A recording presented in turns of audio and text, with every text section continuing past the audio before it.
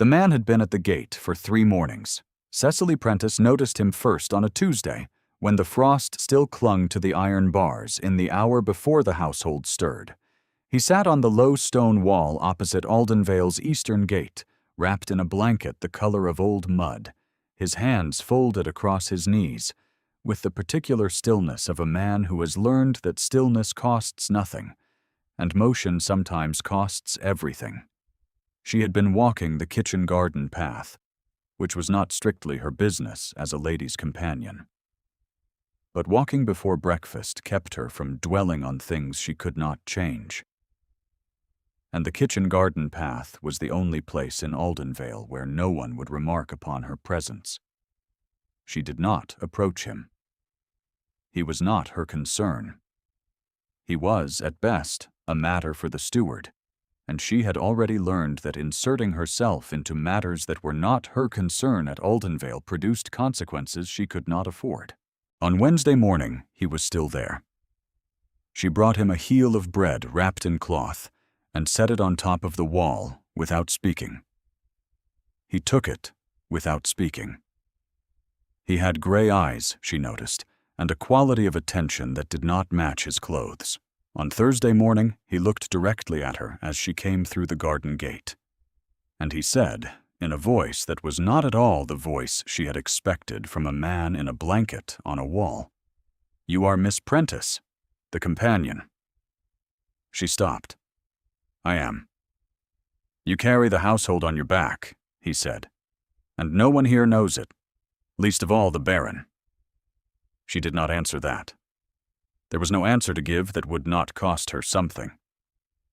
"The Baron of Aldenvale," the man said, and his gray eyes were steady on her face, "has a secret that is about to undo him, and the woman who holds the note of that secret is not his enemy.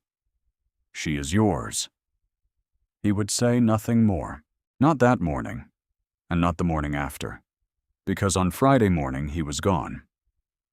What he had said stayed, though. It stayed the way a cold thread stays in cloth, long after the cloth is warmed. If you have been drawn into this story already, stay close. What comes next is not simple. It never is. Cecily had arrived at Aldenvale in the first week of October, 6 weeks after her father's death, and 4 weeks after the solicitor's quiet explanation that her father's estate, such as it was, had been settled against his debts, and that she would need, if she wished to maintain any position in society, to secure employment. Lady Maren Aldfield, the Baron's widowed sister-in-law, who lived in the East Wing as something between a guest and a permanent fixture, required a companion. The position paid £40 per year, which was not a great sum, but it was a sum, and Cecily had learned in the month since her father's death that the word sum had acquired a weight it had never carried before. Lady Maren was not unkind, precisely. She was not cruel. She was in the specific way of certain women whose lives had given them absolute authority over small territories, simply unaware that the people in her immediate vicinity might have interior lives of comparable weight to her own. She required Cecily to read to her in the mornings, to sort correspondence in the afternoons, and to be present at dinner without speaking unless spoken to, which was not often. She called Cecily "girl" in private, though she was careful to say Miss Prentice in company, because she understood the social distinctions governing what a companion was and was not. "That girl," Lady Maren had said to her friend, Mrs. Farquhar, on Cecily's second day, in the drawing-room, in what was evidently not intended to carry through the open connecting door to the morning-room, "has good breeding, and no money and no prospects, which makes her a useful sort of person to have about. She will not trouble anyone." Cecily had stood very still in the morning-room, one hand flat on the surface of the writing desk, and waited for the pressure behind her eyes to pass. She would not trouble anyone. That was precisely the plan. In the 2 weeks that followed, she learned the specific shape of that plan in practice. She learned that Lady Maren required her tea at 8, and her correspondence at 9, and that she preferred her letters read aloud in a particular order, charity appeals last because they could be declined without ceremony, and society invitations first because they required the most calculation.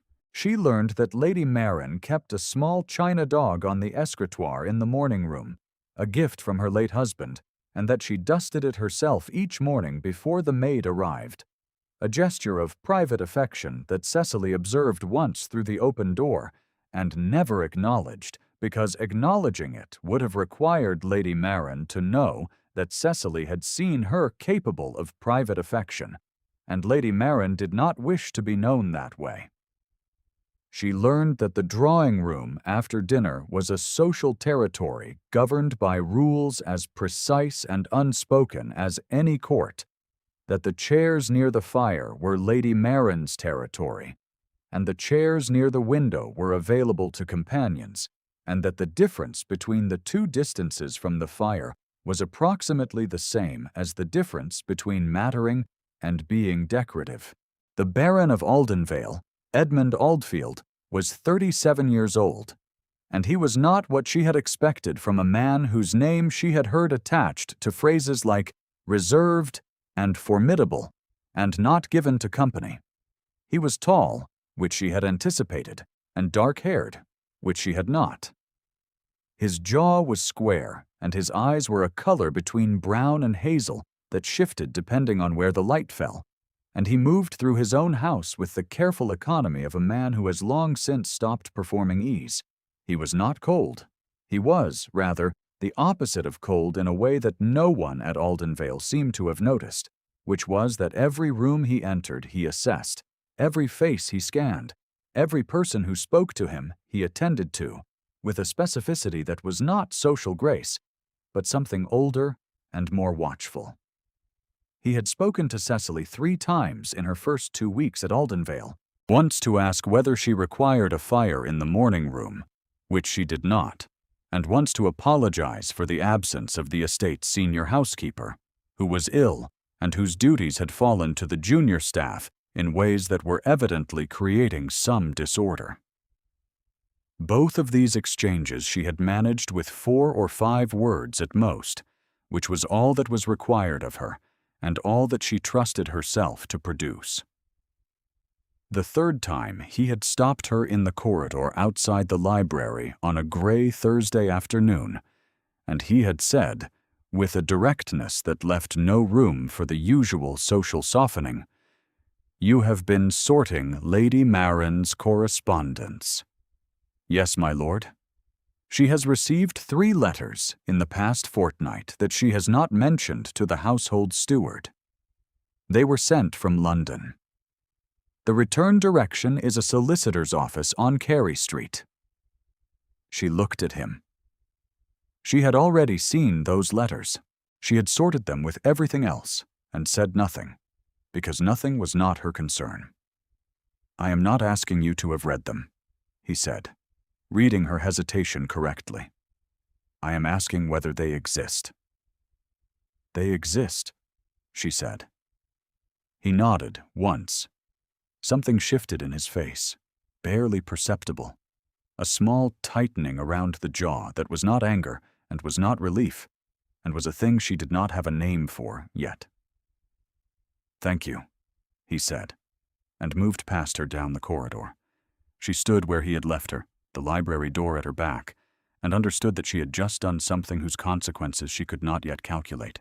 What she did not know then was that those letters from Carey Street contained the first formal notice of a claim against the Aldenvale estate, and that the claim had been engineered by Lady Marin herself, with the assistance of a solicitor named Trent, and a document that was either genuine or, as the Baron had begun to suspect, a document that had been made to look genuine with great care and at considerable expense. The story of that document was the Baron's secret, or rather, it was the secret that someone had made of the Baron's grief. Edmund Aldfield had been married once. His wife, Eleanor, had died 4 years before Cecily came to Aldenvale in the 2nd year of their marriage. She had died of a fever, which was not uncommon. but the grief it produced in him was of a specific shape. The shape of a man who has lost not only the person, but his understanding of what he had offered that person, and whether it had been enough. He had, in the weeks before Eleanor's death, been absent from the estate on business he could not delay, and she had taken ill in that interval, and by the time he returned, she was 2 days from the end, and no longer able to speak to him. He had held her hand for 48 hours, and she had not known he was there. He had not told this to anyone at Aldenvale. He had not told Lady Marin, who would have manufactured a sympathy she did not feel, or the steward, or the housekeeper, or the small circle of neighbors who came to dinner twice a year and asked after his health with the particular practiced concern of people who have decided in advance what your answer will be. He had told, in a moment of unguarded exhaustion 4 years before, a solicitor. Not Trent, a different man, a man he had trusted, who was now dead, whose office had passed to a junior partner named Trent, who had gone through his predecessor's files and found, among many things, a letter in the late Baron's hand that described, in the specific language of a man putting words to grief for the first time, the 48 hours of Eleanor's death and his own absence before it, and the particular self-reproach that had settled into him like a stone into still water. A letter like that, in the wrong hands, was not a weapon of law. It was a weapon of reputation, of character, of the kind of quiet public opinion that a man in Edmund Aldfield's position depended upon absolutely. This was the secret the man at the gate had named. The man at the gate was named Fletcher. Cecily did not learn this until later. What she learned first was that Lady Marin had arranged to have him turned away from the grounds each morning by the junior footman, on the grounds that he was unsightly and distressing the household, and that the Baron did not know this, because Lady Marin managed the morning household reports before they reached him. What she learned second was that Fletcher had been waiting at the gate, not because he had information to sell, but because he had information to give. Having been the former clerk in the late solicitor's office, and having watched Trent alter documents across the better part of a year with the methodical cheerfulness of a man who has decided that the law is a tool, and that tools are for whoever holds them.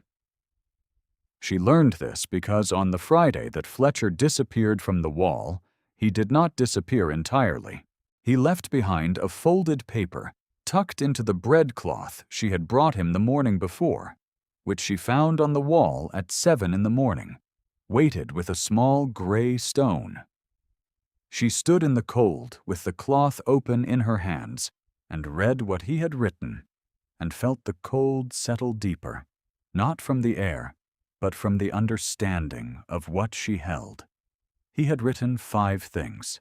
He had written that Trent possessed the Baron's letter and intended to present it before a court of chancery as evidence of the Baron's unfitness to serve as trustee for the Aldenvale estate, which was the legal structure by which Lady Marin's husband's portion of the estate had been held in trust. He had written that Lady Marin had agreed to pay Trent a fee upon the successful transfer of the trust administration to herself. He had written that there existed, in the former solicitor's office, a copy of the original letter in the late solicitor's own hand that confirmed the alterations Trent had made to several estate documents. He had written where the copy was kept. He had written, finally, in a hand that was slightly different from the rest, as if he had added it after some deliberation, a single sentence that stood apart from the others. She should know that you have been kind. She stood with the paper for a long time. The frost was burning off the kitchen garden plants in small white curls of vapor, and somewhere inside the house a clock was striking 8, and she had 40 minutes before Lady Marin required her presence for the morning correspondence. This was the moment. She understood that perfectly. Not the moment for courage, which was too large a word, and too abstract a thing. The moment for a decision about what she was willing to do with what she held. and what it would cost her, and what the alternative cost looked like, laid beside it. She went inside. She folded the paper once and placed it inside her corset against her ribs, where it would not be found unless she permitted it to be found. She went to the morning room. She sorted the correspondence with her usual attention. She noted in the pile a letter from Carey Street, sealed with Trent's mark, and she set it on top as she always did, face up. And when Lady Marin arrived, she was already in her chair. "That girl," Lady Marin said to no one in particular, settling into her own chair, "is useful at least." Cecily said nothing. She was thinking about what she was willing to do. She thought about it through the morning correspondence and through the reading hour after luncheon, through the passage of Lady Marin's afternoon callers, and through the particular quiet that descended on the drawing room between 3:30 and 5, when the light dropped and the fire was built up, and Lady Marin retired behind the closed door of her sitting room. She had known, from the moment she read Fletcher's 5 points, that the paper in her possession was not a thing she could simply hold. It would do nothing held. It was only useful moving, and it could only move toward one destination, and that destination had a cost attached to it that she turned over in her hands like a coin, examining both sides with the attention she had been giving to the estate ledgers, the correspondence patterns, the small daily textures of a house that was not hers, and might cease to employ her the moment she produced what she carried. The cost was plain enough. She was a companion. A companion who inserted herself into matters that were not her concern, would be dismissed. A companion who delivered to a baron information that implicated his widowed sister-in-law in a conspiracy against the estate, was not inserting herself into a matter that was not her concern. She was, on the contrary, doing the only thing that anyone who had read Fletcher's 5 points and understood them could do with any claim to decency. The alternative was to hold the paper until it became irrelevant, to fold it and bury it and proceed as if the man at the gate had said nothing, to be, as Lady Marin had described her, a useful girl who would not trouble anyone. She had been told all her life that this was a virtue. By the afternoon she had decided. What she needed was access to the library, which she already had, because Lady Marin's correspondence frequently required reference volumes. What she needed beyond the library was access to the Baron's correspondence, which she did not have and could not obtain by asking. What she needed beyond that was a reason to speak to the Baron privately, which she also did not have. She obtained the first by walking into the library at 2:30 and going directly to the estate volumes on the 3rd shelf, which she had noted in her first week, because she noted things of that kind. She found the relevant documents in the estate ledger for the year of Eleanor's death, which confirmed what Fletcher had written about the original trust structure. She stood with the ledger open in the cold afternoon light and committed the relevant figures to memory, then replaced the ledger exactly as she had found it. The second she obtained by sitting very still in the drawing room that evening, while Lady Marin held court for Mrs. Farquhar and Mrs. Farquhar's daughter Penelope, who was 19 and pretty in the conventional sense, and who had been, as far as Cecily had observed across 3 previous dinners, positioned by her mother as a possible future mistress of Aldenvale. Lady Marin encouraged this positioning with the particular warmth she reserved for things that served her purposes. She spoke of Penelope's accomplishments, her character, her family's connections. Edmund Aldfield sat at the end of the room and listened. He did not encourage the positioning. He did not discourage it either. He was, in the way he sometimes was, present in the room without being available to it. His attention turned inward toward something the room could not reach. Cecily watched him across the width of the drawing room and tried to calculate whether what she held was enough, or whether the consequences of producing it incomplete were worse than the consequences of producing nothing. At 10 o'clock, when the guests had gone and Lady Maren had retired, and the candles in the drawing room had been taken down to the last pair, she found the Baron still in the room. He was standing at the window looking out at the dark. She had come back to retrieve a book she had left on the side table, and she stood in the doorway for one moment in which she could have retreated, and did not. "My lord," she said. He turned. He looked at her with the full quality of his attention, and she felt her breath catch. Not from fear, exactly, but from the recognition that this particular quality of attention was not something most people received from him, and that receiving it required a kind of steadiness she was not certain she possessed. "Miss Prentice," he said, "it is late." "I know," she said. "I have something that belongs to you." She took the folded paper from where she had kept it, beneath the book she carried, and held it out to him. He crossed the room in 3 strides and took it from her hand. And she watched his face as he read it. His face did not change in the way a face changes under ordinary feeling. It changed in the deeper way, the way stone changes when water has run over it for a long time, a shift that was not visible in any single feature, but was present in all of them at once. "Where did you get this?" he said. "There was a man at the eastern gate," she said. "He has been waiting for 3 mornings. The footman has been turning him away before the morning report reaches you." Something crossed his face. She could not name it precisely, only that it occupied the same territory as the 48 hours he had written about in the letter she had never read, the quality of a man who has discovered that the ground he was standing on was not the ground he thought. "His name is Fletcher," she said. "He was a clerk in Mr. Arden's office." He looked at her. He had not moved, and she had not moved, and the 2 candles on the mantelpiece were casting a light that made the room smaller than it was, the shelves of books pressing in on both sides, the window dark behind him. "The letter he describes," Edmund said, his voice level, "is private." "Yes," she said. "You did not read it." "I only know what he wrote to me. I know nothing of the letter's contents." He was quiet for a moment.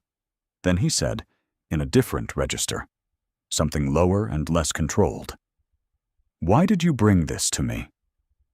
The question was not what she had expected. She had expected what you will do with this, or what you require in return. The social vocabulary of conditional exchange. He had asked instead something simpler and more difficult.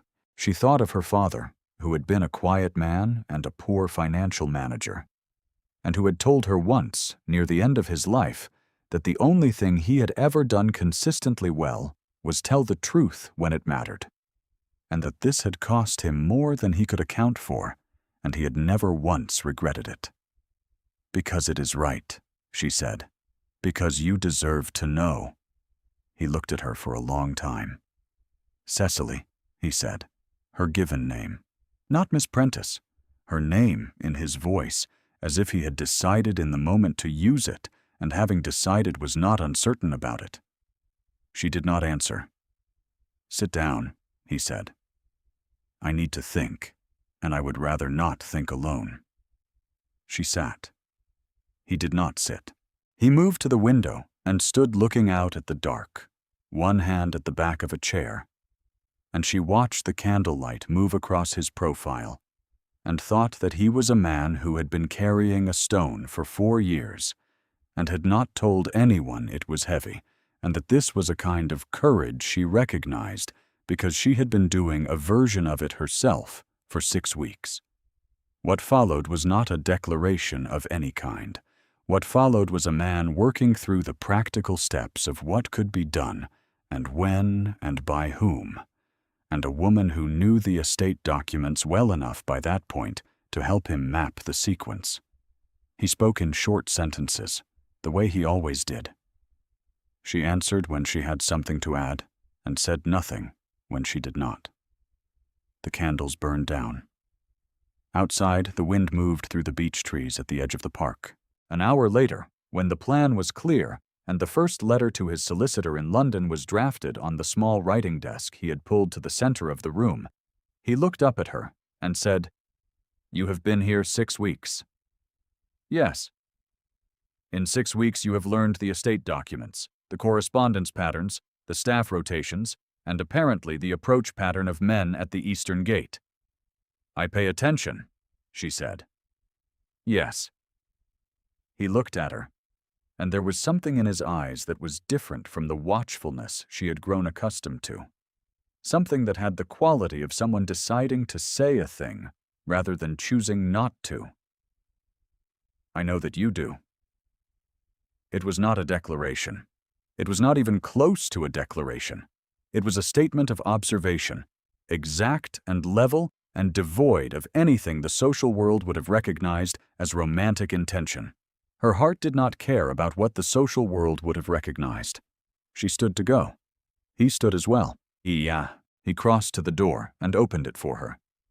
And as she passed through the doorway, he said, quietly, "Thank you." She did not look back. She was not certain she could look back and maintain the composure she required. And composure was the one thing she could not afford to lose.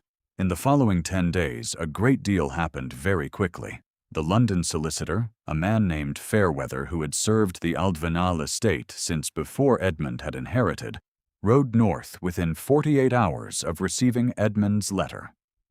He arrived on a Thursday, which was the day that Trent's formal notice had been scheduled to be presented before the local magistrate, and he arrived with a document from the original office that Fletcher had described in his note, which had been retrieved by a clerk sent by overnight post, with instructions specific enough that even someone unfamiliar with the office could have found what was needed. The document was not the only thing Fairweather brought. He brought also a statement from Fletcher himself, sworn before a commissioner in London, which described in careful and specific detail the alterations Trent had made to the estate documents over the previous 2 years, and the payments Lady Maren had made to Trent in that same period, and the arrangement between them, which had been conducted in letters that Trent had been incautious enough to keep. The magistrate received Fairweather and the documents in the baronial hall at Aldenvale, which was the same room where Lady Maren had, 9 days before, held court for Mrs. Farquhar, and positioned her daughter as a future baroness. Lady Maren was present at the magistrates' meeting because she had been invited to attend as a party to the claim. She sat at one end of the long table with a composure that Cecily, seated against the far wall with her hands in her lap, recognized as the composure of a woman who does not yet know the floor is not there. Edmund sat at the other end of the table. He had not glanced at Lady Maren when he entered. He had glanced at Cecily, and the glance was brief and contained nothing that the room could have read as anything in particular, and she felt it in her hands anyway. Fairweather presented the documents. Trent, who had arrived with his own small sheaf of papers and a manner of confident impatience, received them across the table, and his manner contracted, not all at once, but in stages, the way a building settles when the foundation shifts. Lady Maren's composure lasted longer than Trent's. It lasted until Fairweather produced the correspondence, the specific letters in Trent's hand addressed to her, and began to read the first of them aloud. Then her composure did not collapse so much as it stilled entirely, the way water stills in the second before it begins to drain. Edmund did not speak during this. He did not need to speak. The magistrate, a quiet man named Hastings, who had known the Aldfield family for 30 years, and who had been, Cecily suspected, waiting for an occasion to exercise the particular satisfaction of setting a complicated thing straight, asked Lady Maren one question. He asked whether she had, in the course of the past 2 years, entered into any financial arrangement with the solicitor Trent concerning the Aldenvale estate. Lady Maren looked at the table. She did not answer. Trent said, "I must object to the framing of that question." Hastings looked at Trent for a moment in silence. "Your objection," he said, "is noted." That was the end of it, in the procedural sense. Lady Marin was not removed from the house that afternoon, because the matter of her removal would require the ordinary processes of law that Fairweather was already setting in motion. She was, however, displaced from the position of quiet confidence she had occupied for the 4 years since her brother-in-law's death. She left the hall with Trent at her side, and something in her carriage that was not quite shame, and was not quite fear, and was something between the two, a woman whose script had been taken from her hands, mid-sentence. Edmund remained in the hall when the others had gone. Hastings shook his hand and departed with Fairweather, who had an afternoon engagement he had mentioned twice and was evidently concerned about. The junior footman closed the great doors, and Edmund stood at the end of the long table in the last of the afternoon light, and Cecily was still in her chair against the far wall, because she had not been dismissed and had not known whether to go. He turned to look at her. "She will not be here by the end of the month," he said. "I know," she said. "I am aware," he said, and crossed toward her with the same economy of movement he always used, the quality of a man who does not waste motion. "That you acted without being asked. That you held information that was dangerous to hold, and that you did not use it for any purpose except the one purpose it was meant for." She stood, because he had crossed most of the room, and she was not going to remain seated while he stood over her. She was nearly as tall as most women she knew, which meant she was still considerably shorter than him. And standing did not resolve the asymmetry so much as it changed her relationship to it. "I did what I believed was right," she said. "Yes," he said. "That is precisely what concerns me." She looked at him, not understanding. "Because," he said, and stopped. He was very still. The afternoon light was behind him, and she could see the particular quality of his face in this moment. The quality she had been naming to herself incorrectly for weeks as reserve, or composure, or cold, and that she now understood was not any of those things, but was the opposite of all of them. A man in whom feeling ran so deep and so constant that the surface had to be held very carefully, or the depth would show, and the depth was not appropriate for drawing rooms, or morning reports, or even magistrates' halls. He said, "Cecily, I do not want you to leave Aldenvale." She held very still. "Lady Marin will be gone by the end of the month," he said. "There will be no position for a companion, because there will be no one requiring a companion. The household staff will remain. You will not have a role here unless the household is changed." She understood what he was saying. She was not certain she understood correctly, and she was not willing to understand incorrectly and discover the cost of it. The hall was very still.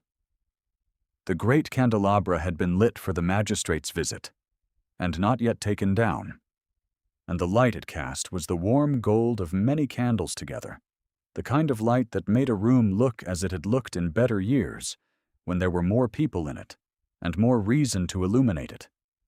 She had not thought much, in her 6 weeks at Aldenvale, about what the house had looked like before Eleanor died.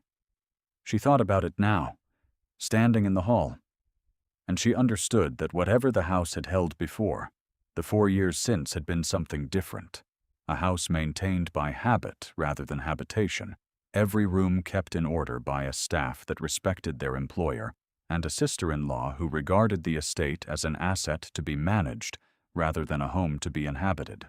She thought, with a feeling she had not expected, and could not quite name, that this was a house capable of being inhabited again, that it had always been capable of it. "Tell me plainly," she said. He looked at her for a long moment. Then he said, level, in the voice he used when he had decided something, and was not uncertain about it. I am asking whether you will stay, not as a companion, as my wife. The hall was very quiet. Outside the great windows, the beech trees were moving in the late afternoon wind, and the light was the particular pale gold of an October afternoon, and somewhere far in the house a clock was striking 4. She thought of the letter he had written in his grief, which she had never read, and would never read, and did not need to read, because she understood what it contained without the words. She thought of the man who had carried that letter inside him for 4 years, and had not told anyone it was heavy. She thought of her father, who had been a quiet man, and told her the truth. Mattered. Yes, she said. He did not reach for her immediately. He was not a man who did things immediately. He reached for her hand with the deliberateness of someone who has decided that what he is doing cannot be made casually, and does not wish it to be made casually, and took her gloved hand in both of his and held it. And she felt the warmth of that through the kid leather, with a specificity that was not romantic fantasy, but simple fact, the fact of his hands, and her hand between them. I have a letter, he said after a moment. A letter I wrote a long time ago, that has been used as a weapon against me. You know something of it.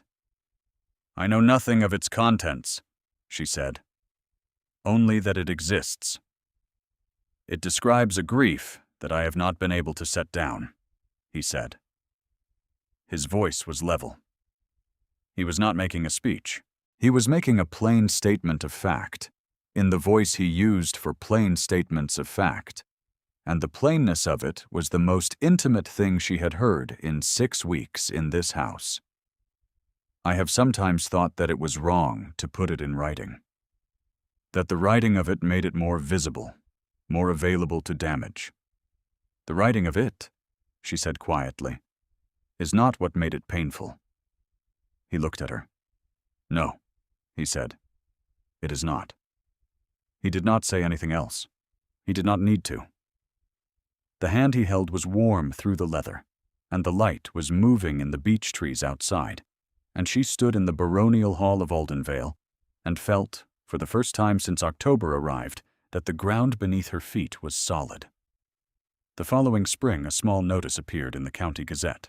Between that October evening and the spring, there was a winter to be lived through, and they lived through it with the particular attention that 2 people pay to a shared life that is still new enough to require care. Edmund was not demonstrative in the ways that novels described as romantic. He did not linger in doorways looking expressive or compose verses for her perusal. He was, rather, present in the way a solid thing is present, weight and warmth and reliability, and Cecily came to understand across those months that this was what she had been hungry for without knowing the name of it. Not display, but consistency. Not performance, but the straightforward daily fact of someone choosing to be near her and not being ashamed of the choice. He asked her opinion on the estate matters that had been mismanaged during Lady Marin's tenure. He listened when she answered, and adjusted what he had been about to say in light of what she had said, the way a person does when the information they have received has genuinely changed their thinking. She learned, across those months, the specific shape of the grief the paper had described. Not from what he said about Eleanor, because he said very little, but from what she came to understand about him, the way loss had made him careful, the way he had learned over 4 years to hold his interior life with both hands, and how, slowly, across the winter, he had begun to set it down when they were alone together, not all at once, but in the small increments by which a man who has learned not to trust the ground permits himself to trust it again. The small notice appeared in the County Gazette. It was not the largest notice of the season, and it was not accompanied by the usual celebrations that marked alliances between the great houses of the district.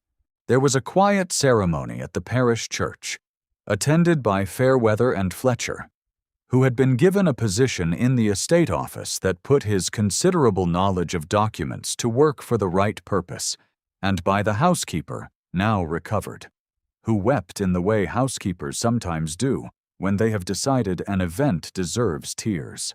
Lady Marin was not present.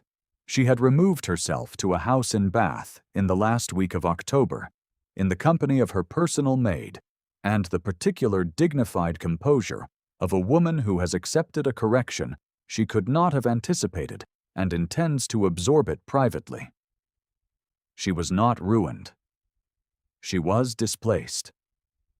The difference, Cecily had come to understand, was the niche's quiet justice, the thing the story was always moving toward, even when it appeared to be moving toward catastrophe. By Christmas, the east wing of Aldenvale had been opened, which it had not been in 4 years, and the rooms that had been shut since Eleanor's death were aired and rehung with curtains the color of sage green, which Cecily had chosen from samples the draper brought from the town.